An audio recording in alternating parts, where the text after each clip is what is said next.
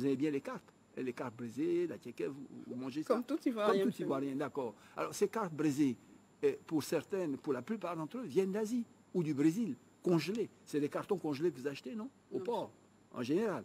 Voilà. Mais est-ce que vous savez que pour certains pays, le Brésil par exemple, c'est en Côte d'Ivoire qui sont venus il y a 40 ans chercher les alevins de carpe.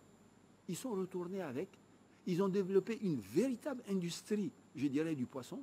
Ils sont aujourd'hui pratiquement les 3e exportateurs mondiaux. Ils ont créé des centaines de milliers d'emplois. Nous, 40 ans après, on continue, malgré qu'on ait une qualité d'eau.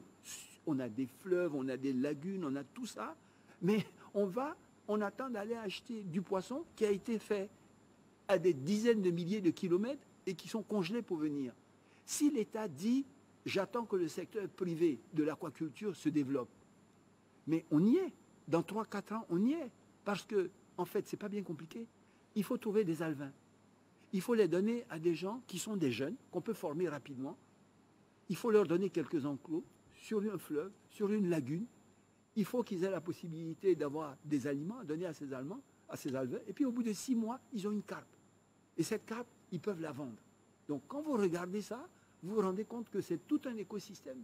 Parce que celui qui produit les alevins, il est du secteur privé. L'État peut l'aider à s'installer.